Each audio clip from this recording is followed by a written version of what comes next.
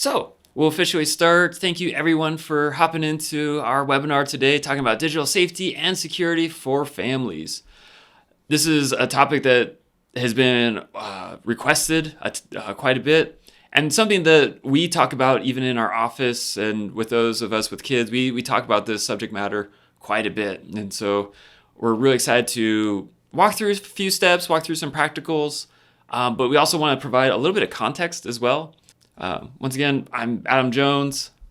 And I'm Alyssa.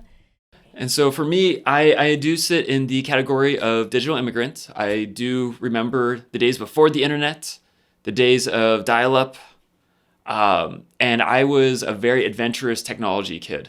I would go and do, I don't know, it was the internet. You just go find stuff, you discover things. And even that being said, like, I don't know if some of you remember the AOL CDs that they would send out with free time or free months of AOL services. I probably, anytime you go through and say you're going to cancel AOL, they'd always give you like 1 to 2 free months of service just to see if you would like to keep using the service. And so I did that every 1 to 2 months to keep getting free months of internet service at our household. I also was involved in a lot of online communities, just forums, gaming forums. I did a lot of internet games. I also did visit internet chat rooms, I think as young as 8, 9, 10. And I've actually met internet friends in real life where, you travel 2 to 3 hours to go hang out with someone. Or I had a friend in the last couple of years finish his master's in Michigan. And then I helped him find a job over at the University of Idaho. And now our kids play together, we hang out. And that was a friendship that we've had for, I think, better 10 or 12 years, just because we did play an online game together. So I can't say that I'd recommend that for everybody. And that being said, my perspective as a parent, it's hard because I want to steward those adventures well, but I also don't want my kids to have to fend for themselves online like I did, because it's a scary place. I was lucky, and I recognize that looking back. But I do want to make sure that there's a progressing revelation of the online world. And I word that very particularly so that they're never scared of the internet, but they have an understanding that continues to grow with their maturity. And my heart for today, well, I'm a digital native. I didn't know what that meant until Adam explained it to me. But basically, I grew up where there was always internet in some way, shape, or form. I didn't have to know what it was like to live without some kind of internet. And my upbringing, for the most part, my parents were good about letting me explore and learn, but also helping set boundaries so that I was safe and I knew not to talk to strangers online and things like that. I saw it not necessarily as safe, but just as a place where I could go and talk to my friends when we couldn't go outside and play because it was raining, So it was a more positive experience with the internet. However, there were exceptions where you'd go to a friend's house and they'd show you things, or, they'd like search up certain things, or, exposure outside of what I could get at my own home. And then boundaries. If I didn't say, hey, maybe don't share my phone number to randos on the internet, then boundaries weren't communicated and everything, but we've learned and grown from that a lot. So I guess with this, my hope is that families can find comfortability in using the internet through a lot of the content that we're making here today, and other things that we've done, like the other online security one and other content like that, and that we can help educate and provide tools to help reassure and help families find comfort in a lot of the internet, because it is just in our daily lives. It's a constant. It's everywhere we turn now. And so there's a lot of unknowns and a lot of ways to make sure that we can continue to encourage safety and good education on that. And again, I just want to help show that there are safe ways to explore and learn while using the internet. And that being said, part of it is just educating about boundaries that we as parents can set, but then also educating youth so that they can make good decisions when faced with circumstances that are outside of our or our children's control. And so that's That's the wisdom that we get to try and impart as best as we can as parents, and we want to help facilitate that.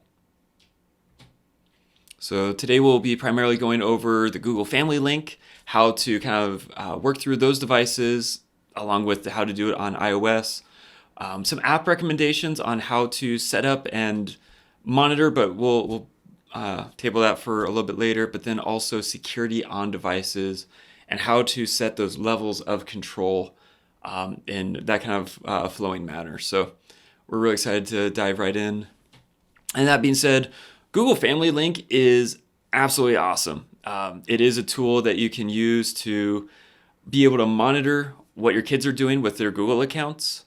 Also be able to share YouTube Premium or YouTube Music or YouTube Books along with other services. The really nifty thing is you can secure the account, get notifications about where they are, and be able to see actively through an Android phone and the Google account where your kid is during the day. Maybe they are actually at school. Maybe they're not. Maybe they're playing hooky.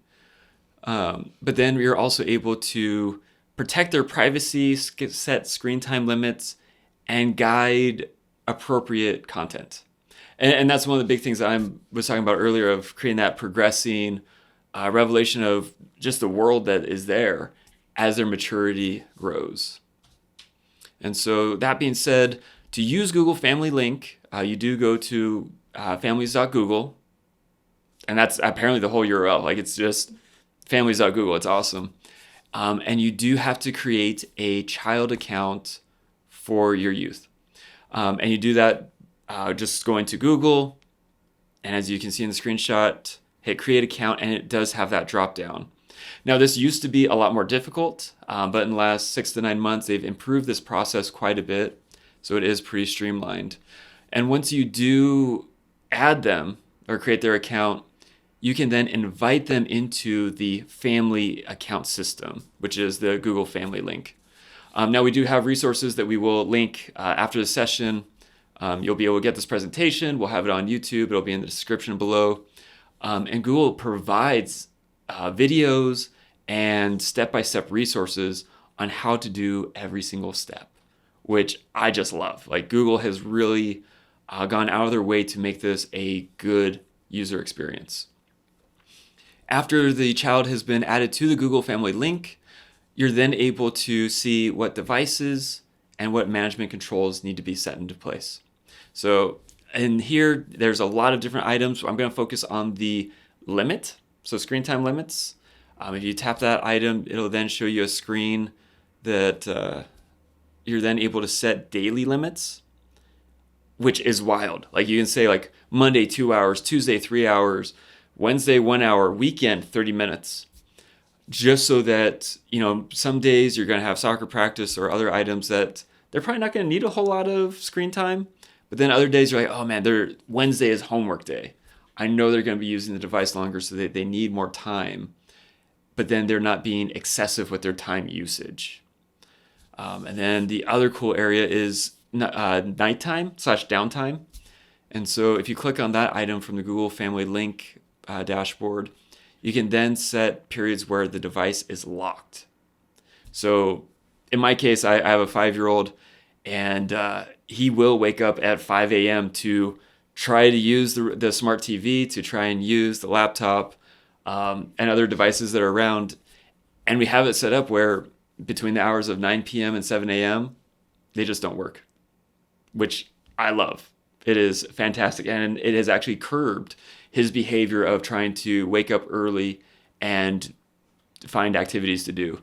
Now, if he does wake up, he's now reading books, which I love, or playing with Legos, which, if you're going to wake up to read a book, I'm never going to say no to that.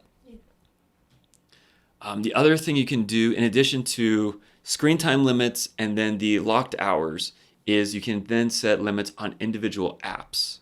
And so when you click into that from the dashboard, you're then able to see every single application that's installed to the device and then be able to set those time limits. And in my use case, I don't mind ABC Mouse. We pay for that. It's kind of like a pseudo curriculum. And if he's going to spend 1 hour, 2 hours in it, cool, great. But he can't exceed the screen time limit. right? So this is kind of like a sub permissions item. But then I know that he's always going to use the Lego Builder app. And so then I'll set a 20-minute limit on that app. And so that kicks him out of it after 20 minutes. So then he has to go and play with ABC Mouse. So I find that feature very, very useful. The next level of permissions that they provide is content restrictions. And when you click into that one, you can see a lot of items. There's actually a lot here. But I like the way they think through it, because in that top right corner, you'll see disable autoplay. YouTube for kids is really cool. YouTube for kids, if you just let the autoplay run, you can find some weird stuff. Like, and it's not like inappropriate. It's just they made it for kids, and the kids will be entertained by it, but it doesn't necessarily have value. But kids don't know to stop the autoplay. So when you disable that, that creates a more intentional engagement with the platform and the website. You can also pause watch history or double check histories or unblock videos. We have come across a few, not necessarily Baby Shark videos, but like stuff similar. And then it's blocked because it's not necessarily marked for kids, but it might be their favorite video that they watch on your phone. And then you can come in here and directly unblock it for the child. But then you can also, as the last item in the bottom right corner, review the watch history and just double check, okay, maybe autoplay is on. What have you actually been watching? And just kind of be able to monitor from that side. The other thing you're able to do with the Google Family Link is provide those premium Google services. Now, I have a 5-year-old. You might have a 13, 15, 16-year-old where, yeah, you do want to share the YouTube music. You do want to share the Play Pass or some of these other resources. This is where you do it, and this is how you do it. And it's really, really powerful to be able to share and split it out. There is kind of an odd cap for 6 users, and so that does include parents and kids. I think you do have to do extra adjustments if you do have a larger family. So do be aware of that. And then I'm going to talk about the iOS family sharing. So it's for Apple devices and everything. And I will say in a lot of ways it's really similar to the Google family sharing one, especially with setup and the kinds of permissions that you have. But some of the things that the iOS family sharing can do is that you can have the shared access to different Apple services. So your iCloud storage, location, screen time, Apple Arcade, Apple TV if you use that, and Apple Music. You can also kind of delegate access. So if you have, younger children and then teenagers, the younger kids aren't always going to want Apple Music or things like that, but the teenagers might. And so you can actually decide who has access to what apps through that. Another thing is that you can see where there are. So there's location sharing through the Find My iPhone and everything like that, but it just makes it a little easier to where you can see, hey, this person's over here, or they are at school today, and things like that. There is a way to limit purchases so that you have to make it so that they need to ask permission to buy anything. In my family, I have seen almost accidental purchases made just by clicking in the App Store looking for a game. Oh, I like this game. It's coloring. Why is the coloring book $4? I don't know. Don't spend the $4. And so there are ways to set permissions on that. And then, again, screen time restrictions, very similar to the Google one, where you can put time limits on apps, restrict certain apps, even put a passcode on so that if there is a shared device or a iPad or something for one of your children, then they need to have the passcode to get in, which they can only get from you. And then content and privacy restrictions, you can restrict certain content through some apps. So even having like the censored versions of songs, like the radio edits of songs as opposed to the full explicit versions. I will say I was kind of shocked the first time I heard like the real version of some songs. I was a little caught off guard because I had only known the radio versions growing up. And then you can also restrict some privacy settings and just make sure that certain things are covered. And some of the things that you'll need to do to get this set up is that they do need their own Apple ID. And so you'll go and you'll just create a new Apple ID. Once you put in the birth year, it'll realize, hey, this person's not not like a legal adult. Is this a child account? Up until they're 13, and let's make one for a child account so that they can get linked under your main account. And that's what you'll see here, where after the child account is made, then the parent or the organizer will then go and add the child to their Apple ID. And over here, you'll see when you get to your settings you can do this on your iPhone, you can do this on a iPad, and I believe on the computer, you'll go to your settings, you'll go to your Apple ID, and then down to family sharing. And then if your child's not already added on there automatically, you can go and add member. While setting this up, I will say to set up the child account, it will need you to log in with your Apple ID, along with the 3 digits on the back of your credit card or whatever card's associated with that Apple ID, and then different passcodes and pins set up. But it walks you through that really easily. I went ahead and did it with a test child, and everything. But you can go in and add, I believe, up to 5 members of the family as well. And then after adding all your family members, these prompts come up. So then you can choose to share, set up location sharing, and then also send a message to notify like, hey, your location is now being shared in the family group, and then set up screen time. I'm going to dive into screen time, but I will say as you set up all these different things, they walk you through it really nicely. And again, we will drop resources that will show the process a bit more if needed.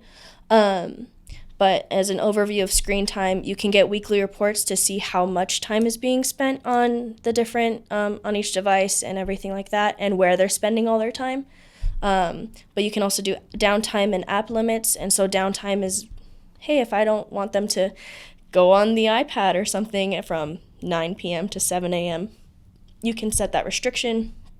Or an app limits as well, where it's I only want to have this much time being spent on this app, or no time being spent on this app, or only on these days, so that it is flexible with your schedule. Because like Adam was mentioning, there's school, there's sports, there's other extracurricular activities to consider, and trying to decide, hey, how much time can we allot for this and that? And then there's always exceptions as a parent, like if you're going out to dinner and you want to wait for the food to come, then here's the iPad, let me unlock it, and then do things like that. I've seen that happen in lots of families, and my own included. But then also a screen time passcode, where, like I was mentioning, you need a passcode to access the device on its own, and that would be something that as the organizer, parent, or guardian, you would set up, and then they need to go to you to even get the iPad unlocked to do anything. Which at this point, we do have some app recommendations that go for both the Android and the iOS device. One thing we do want to say for this section is that, as we said before, we want to provide resources and inroads for conversations, for education, as the youth matures. These apps are wonderful and fantastic, but they still really do need the intervention of the parent and adult to walk through just life and life of where we're at in this place. Now, these are apps that can track and do some different things, and there are privacy concerns. The Android and iOS at age 13, they kind of see your kid as a digital citizen at that age, and so then they will begin to allow access to more digital resources. And so then these apps kind of circumvent that and provide an extra layer of protection as long as the app is installed on the device. So do be aware of that. But one of the ones that I really like, I've been watching this group for quite a long time, is Bark. Their website is bark.us. You can do the monitoring the content, managing screen time, just like the family share is. Filtering websites, it's a little bit stronger in that. And also setting up location alerts. So you can say, hey, when the youth gets to school, you get a text message saying, "Oh yeah, they've arrived at school," and there's some really nifty features that go along with that. The other thing that it does is just actively do tracking, so you can see more directly where the youth is at. So like, did they actually make it to soccer? Did they actually make it to home? Maybe they get to home before you do. Okay, well, did they actually go home at the right time, or did they go to the friend's house and bounce around? Not that we're always trying to catch our kids, right? There's a certain amount of we want to be able to trust them, but then we also want to be able to catch things and address an issue before it starts. The other thing I really like about Bark that makes it extremely unique is that it does detect signs of online grooming before anything else. They do monitor the text messages, emails, app activity, and a lot of areas where predators will be. They track it and look at the communications, and they have an algorithm that shows, hey, parent, there may be an issue of potential grooming, bullying, whether there may be suicidal ideation. Usually a kid will reach out for help, or maybe there is inappropriate sharing of content. That is a hot topic right now of underage kids sending inappropriate pictures to each other of themselves. And this would be a way to monitor it and be alerted before anything gets out of hand. And then being able to have that conversation. Bark provides a lot of resources on how to talk to your children about online safety, but then in the cases of bullying or suicidal ideation, they provide resources on how to broach those really difficult conversations. And that's something that we would never want for our kids to even be exposed to or to feel. Yet I think we've all had random thoughts and ideas that pop, and maybe we were able to handle them pretty decently, but for whatever reason, it might come earlier or later than we might have had those expressions. So I really like Bark for those use cases, and they are a very, very active organization. They work with the FBI, they work with law enforcement. This group is just phenomenal across the board. Another app that is out there is Life 360, and it is also a reason why I like it, but their heart is just to make sure that the whole family is safe through location sharing. And so some of the features that they have is that there's location safety, driving safety, digital safety, and emergency assistance. And they do go in depth, like the digital safety. It also helps with ID theft and everything like that, which is very fascinating. Driving safety, I have a little bit on that. And then also location safety, kind of like Apple and Google, where you can just kind of see where everyone's at, make sure, everyone's safe, everyone's at work or school, wherever they need to be. And again, it's for the whole family. It's not just for youth. It's not just for one particular person. It's for everyone. And so why I like it is because Life 360 allows for freedom, safety, and security for the whole family and not just the children. And even with the driving safety feature, you can be reassured that, people are getting to and from school safely, to and from work safely, and that they're coming home safe, and if there was a traffic jam or things like that, there are ways to get alerted of these things and just be sure that, everyone comes home at the end of the day safe whenever they need to. And my final reason why I really like Life 360 is that it doesn't have to stop after your child is 13 or after they move out of the house. This can be something just that can be used, even after they go off to college and they have their first year, or, traveling with friends, going on a road trip and having fun, but making sure that everyone is getting, to and from here safely. Not me personally, my parents never used this for me. We were on a small little island. It's hard to get too lost. But when I see people go to and from home on Seattle side back here, just being able to be like, hey, did you make it back safe? But Life 360 will also alert, oh, so-and-so stopped for 15 minutes on the side, over here, but they were also by a gas station. So they were filling up on gas and getting snacks or hitting, I think it's the Burger King in Othello. Is it Othello? Yeah. And then, oh, they made it back to Pullman at this time, right? And so it helps for when there are people in your family who may or may not be the best at actively texting and saying, hey, I got home safe. I am one of those people.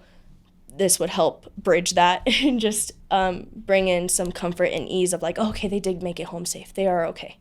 And so that's another reason why I really like Life 360 for those purposes. All right, and so then this section, we're going to be talking about the security on devices and the levels of control. And it's not necessarily that we're trying to spy on everybody or control everybody, but understanding what can be accessed and what isn't being accessed and what can be blocked, right? And so then when we look at the layers of control, it is kind of like a top stream that flows downwards. And so when we look at Netflix, Disney Plus, YouTube Premium, you can say, hey, don't show these shows or force me to do a pin to access this. A step down from the service provider is then your internet service provider. You actually can reach out to your internet service provider and say, please block YouTube from my household, or please block X service from my hopsehold. And they can actually do that. Below that is something what's called DNS routing. And you can use OpenDNS. There's a couple of providers. But what these people do is when you type in google.com, they say, oh, great, that goes to this server. Or Bing is this server over here. It's kind of like a traffic control for internet searches. And so you can actually, at the what we call the DNS level, be able to say, great, whenever you see this type of content, just don't route it. Don't route the request. Whether it's a website or a service or a game, just don't. And it's actually a very effective content filtering method that works in a lot of use cases. The next level there is your network router, so like your wireless device inside of your home. If you access the administrative panel on those, you can say block all Xbox traffic, or block all PlayStation Network traffic, or all Zoom traffic. They have methods and controls in each of them to shut off that traffic. Now, it can do some web content filtering. They're not all created equal, and we do have a couple that I'll go through that we recommend that can provide that level of filtering. Not all of them can do it, but it is a way to prevent it. And then, of course, your device. So kind of starting from your internet service provider, running through your network, down to your device. We just talked about the Android and iPhone controls, being able to set up those block mechanisms, the screen time mechanisms, etc. And then that bottom layer is Bark and Life 360. Why this is important is because understanding where kids can get around items can be really important. Go back. Because even if you set up your wireless router at your home to do filter content, if they switch to mobile data, that circumvents it. So then if the Netflix account that they have has filters on it, and they're trying to access Netflix via the mobile phone, they're still being blocked at the Netflix level. Or if they're using a mobile device and Bark is saying, hey, no, this isn't allowed, it provides extra layers of protection. Or say they take the device to a friend's house and they're trying to access content that they should not be, then that, once again, provides extra layers of control and protection at every spot. Okay, now you can go to the next one. And that being said, most services do provide parental controls, and we do recommend using them. Netflix, Disney Plus, and YouTube Premium, I think Amazon Prime Video also has parental pins that you can put into place so that they need a pin to access content that is rated for them. or not rated for them, depending. Now, as a parent, I will say it is obnoxious to use these, but my 18-month-old is really good at hitting the Netflix button on the Roku remote and pulling it up really fast. So the pin is the thing that stops random pieces of content that they may have zero context for just appearing out of nowhere. And that is a really important step in this layers of control. The next one is when we look at Xbox, PlayStation, and I will say the Nintendo Switch, that one I'll talk through for a moment. But each of them have, very similar to the Google Family Link system, just a family settings application where you're able to limit the Xbox console, the device, at its core level and say, hey, no, there is only 2 hours of screen time on the Xbox. There is only 2 hours available on the PlayStation 5 per day. And you, as the parent guardian, do have to go in, log in, create the accounts, and connect it with that particular Xbox. So there is some legwork that has to be done. But in the last, I would say, 2 years, manufacturers have been really wonderful in trying to step up the user experience in making these possible. Growing up, man, we didn't have this. I just hang out with my Game Boy and hanging out with my flashlight under the covers, playing the Game Boy or reading a book. It's going to happen. Kids are going to try. And so then these stop it, once again, at the internet level and at the device level. The next one is if you do have a smart TV or a Roku. Roku's been pretty progressive. They've had parental controls pretty well set for a number of years now. And you can do this either from the mobile device. The mobile app is actually pretty solid. You can also do it through a web browser and enable parental controls. And when you have all your Roku TVs set up under the same umbrella account, you can set it for all the TVs across the board. So maybe you have one in the family room, a kid's room, your room. This controls all the TVs, which I find really pretty helpful.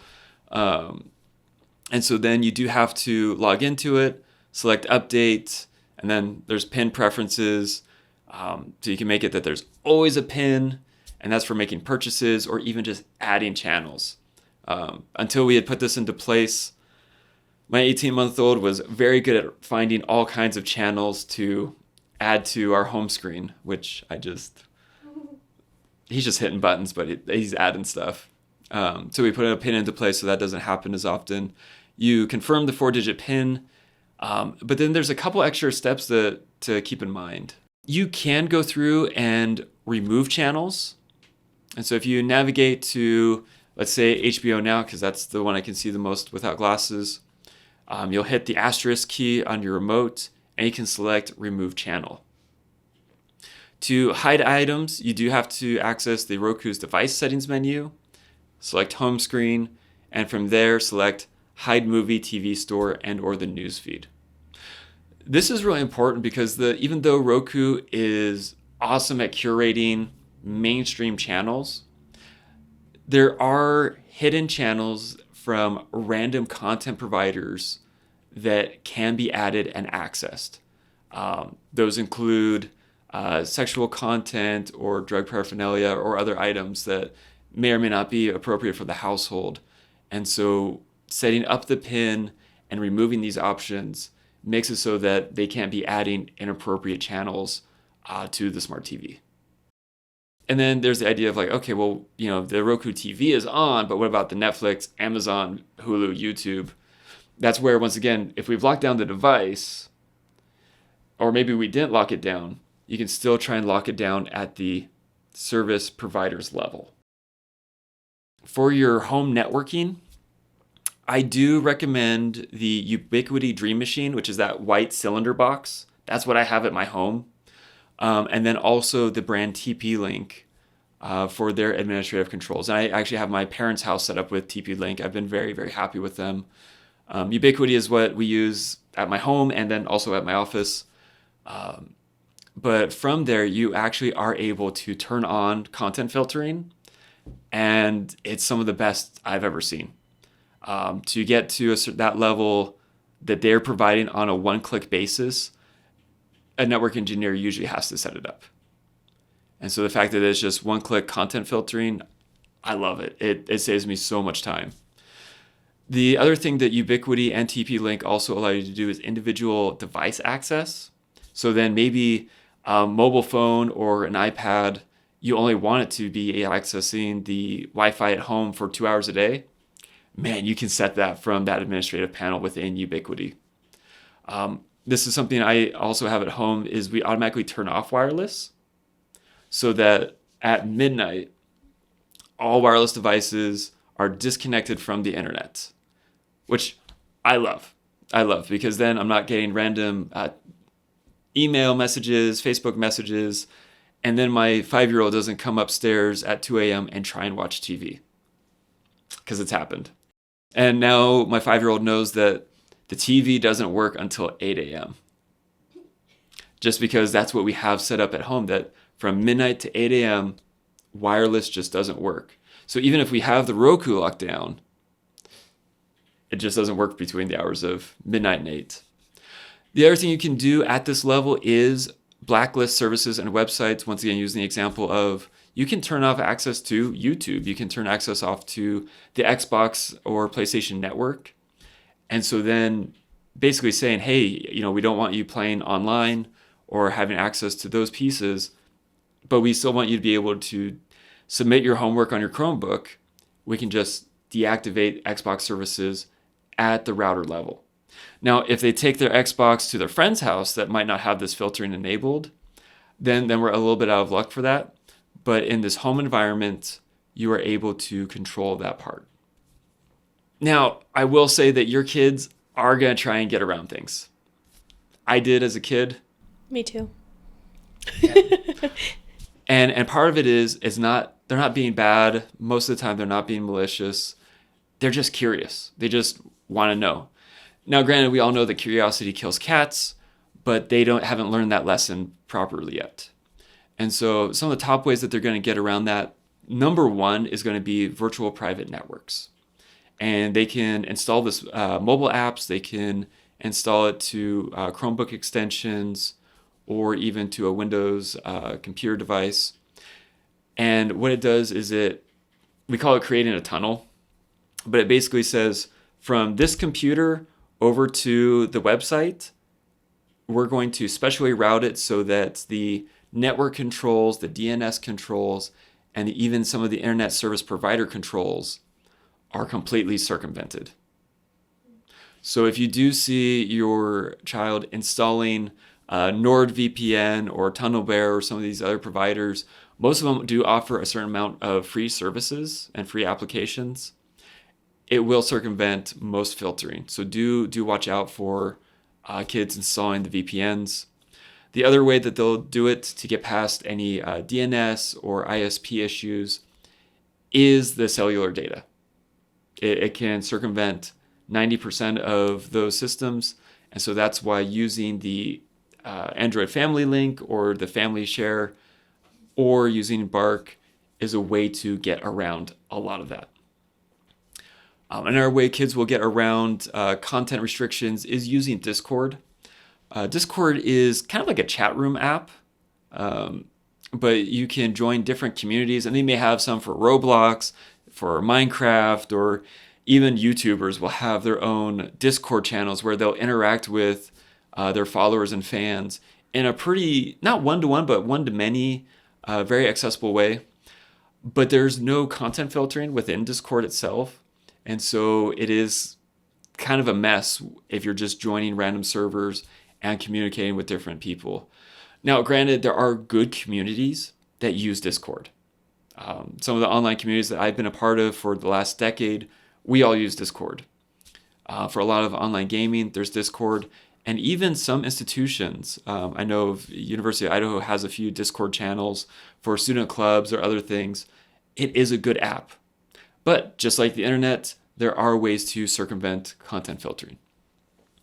The other thing for location tracking is your kids might wisen up and just shut off the cell phone. I can't help with that one very well, but Bark will notify you of like, hey, the app is off or tracking stopped. And so that you can begin to broach that conversation because maybe the phone did die and we need to talk about better habits of charging, or maybe your phone is getting older and you need a portable charger with you for your device. Totally reasonable. But once they turn off the device, then probably a conversation needs to be made because, well, if you're trying to hide something, you're probably trying to hide something. And I think Life 360 does have that too, where especially on slightly longer drives where you're going from Seattle back to Pullman or the other way around, it will be the app will actually let other people know, hey, so and so has like 10% battery left, and so it will notify you when the battery's running out. However, if the location stops sharing but you didn't get that battery level notification, they probably either turned off the location sharing or they turned off their phone, either one. But there are notifications in Life 360 as well that will update you and let you know if the phone was turned off. And that being said, friends' houses with their own devices is always going to be a gray area. Now, granted, I always want to say, I have to caveat this pretty heavily because friends are friends. We trust our kids to play with good people and to enjoy just being a kid. But like I said, kids are curious. And so sometimes they'll want to show things to their friends or miscellaneous. That happened to me growing up. Same. Yeah. Life happens at friends' houses. And so being aware and having that communication network with your parent, with the other parents, and just having good communication with your kids of, hey, I saw this. I don't know what to think of it. I hope that they are able to have that conversation with you in the long run. But friends' houses is always going to be a gray zone that we can't control. At that point, thank you guys so much for spending this time with us today. I know this was a lot of content. There's a big overview. There's a lot of devices. But at this time, I'd love to open it up for any questions, comments, concerns. If please go ahead and unmute and let's see if there's anything else we can assist with. Can you talk a little bit about like Snapchat and Instagram? Just because they're getting so popular. Yeah. And well, I mean, I don't know about anyone else, but I don't know much about them. And they're being so heavily used, especially with the younger kids. Mm-hmm. And we just know that there's so much that, I mean, we need to know about the safety issues with those. And I've heard a lot about Snapchat and safety concerns. Yeah. I'm going to start with Instagram because that'll be the quickest one to explain, I think. Instagram, I will say they do a pretty good job at keeping most content that you wouldn't want your kids seeing hidden and or just off the platform completely. There are ways to report it. I know for me growing up, one thing my family did was that they just said, hey, yeah, you can have this social media, but you need to add us. And as a kid growing up, you're like, why? I don't want to have my parents on everything. But taking a step back, I realized it was just to make sure that I was being safe. There aren't, other than putting in the proper age, because I don't even think you can have an account until you're a certain age. Yeah, 13. Yeah. 13, yeah. But other than just kind of having it geared towards their actual age, it is hard to fully monitor everything that they see and do. But again, one thing my parents did was just make sure that I was following them. And even to protect their privacy, you can make sure that their account is on private. And as you're following them, you can just make sure that whatever they're posting is appropriate, is they're being safe, and even like scroll through the comments and make sure everything's okay there. Social media in general has always been a bit weird because you're using it as an individual. There's not really a good family setting for it, which is why my parents did things that way. And I really only use social media personally for my family, to show them what I'm doing and then to show so that they can be like, oh, hey, look at this cute thing like your brother or something did. And there's that. And then I would also, and just education on social media, like, hey, this is what it is. It's a way to share with friends, with family, with people you know. And so I would reinforce the idea and the part of like, hey, don't add strangers. That was something my parents really did to me, and made sure that I knew, was just don't add people you don't know. And then if there's like someone that messages you that says, hey, I'm your cousin so-and-so from here, being able to go to my parents and say, hey, this is what this person said. Is this real? Is this actually who they say they are? And having that confirmation, like, yes, it is. No, it isn't. Snapchat is, in a lot of ways, its own thing, where, again, making sure that if you do even just have the account just to make sure that your kid is being safe, having that there. But there are just reinforcing, hey, only add people that you know. And that's kind of all that I really know for that. So both have premium features though, yeah. which, like, I mean, no, don't, I wouldn't do that. But the premium one, you have to pay for it. I'm not going to pay for a social media. I don't need any extra features for one. But those premium ones, that is where it does get a bit more explicit in its content from what I've seen. Yeah. So a couple of distinctions I would make, and the next webinar that we're setting up is specifically about social medias. So stay tuned for that one. The funny thing with Instagram is that it is a lot more about what we call reverse envy, where you post something and then you're waiting for someone to like it or to comment and to get that validation. And so there is an interesting cycle that occurs there, but then also realize that the platform is going to curate content for that individual. Mm-hmm. And so if they're really into cooking, you can get a lot of really cool cooking stuff. Yes, or if they're into fashion or cosmetics or computer gear, whatever, it's going to feed them that information. But that being said, I've had friends with kids under the age of 18 that have received inappropriate DMs, direct messages. And so you do need to monitor and check that, and to be aware and make sure that account is set to private. But even though it's set to private, there may be people that will try to message across. So it is something to be aware of and be really careful. Snapchat's an interesting one because it's more, the use case is really just messaging people and each other and having fun with it. There's little avatars that you can use, and it is meant to be fun. But it does have a location sharing feature that you do need to turn off. They still use it. The ad platform behind it literally tracks everything you do and even connects it with Experian data.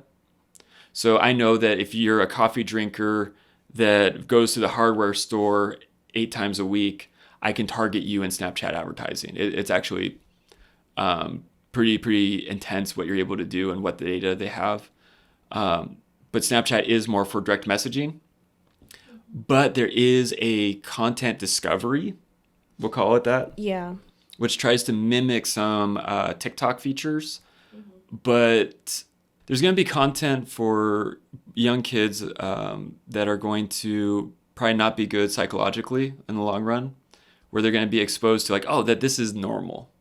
When a lot of this content, a lot of the lifestyles shown there are not normal. And so to be aware that can be a form of influence upon the kids. So that was a lot of information. But Sarah, do you have any other follow-up questions or anything more specific that we might be able to answer to today? No, that was very helpful. Thank you. I have a teen who comes to my library sometimes and uses a thumb drive to play games, mostly Minecraft. I'm unclear quite how this is working. Is it a security risk to the computer he uses? I have to say I'm actually really impressed that he figured out how to do that. Yeah, it is slightly a security risk because it's loading unknown software to the device. So it is slightly a risk. Now, whether or not he's going to actually do something malicious, the odds are exceedingly low. He just wants to play Minecraft. So no, it's not a security risk. I don't think I would be able to figure out how to do that even now, if I'm being honest. It's a smart cookie. I can appreciate it. One thing you might look at is possibly setting up a Whitman County Library Minecraft server. That could be really fun, and just invite community members to be on a Minecraft server together. That could be a lot of fun, but that's a conversation for a different day. I hope that answers that. If you do have something more specific, And I can jump into this is Cody, the Yeah. director for Whitman County. Yeah, Jackson. I mean, it's anytime someone plugs something into the computer, there's a risk. With thumb drives, it could be anything. But if it's kind of more just like if he's able to just pull the Minecraft files and play, yeah, there shouldn't be anything, as far as I know, inherently risky about that per se. no. But basically, yeah, anytime someone plugs in a thumb drive, for example, there's a risk. But in this case, nothing inherently about it being Minecraft shouldn't be worrisome. Janet asks, if you are traveling with others, can you add each other to Life 360 and then remove after the trip? So, good question. We can double check that on, and we can also drop the link to Life 360 and Bark as well. My understanding of Life 360 is that you add to your family. And so if parent, guardian, child 1, 2, and 3 are all on that, then that's all that gets on there. I'm not sure about adding and removing anybody to and from it entirely. So you can. From the app, what you can do is add the family person, and it will send them, if I remember right, it used to be that it would send a text message saying, so-and-so has added you to the family. And then they can download the app, but they have to opt into it. Yeah. And be able to set it up. Hopefully, if we're all of age, you're not adding them as children, though you can do it for the funsies. But yes, you can do that and then remove them later. If it depends also what payment level you're at as well. So do keep that in mind. But yes, you can do it for kind of those shorter jaunts. But there has to be at least one person with a more premium subscription. And then do you know if someone adds you to 360?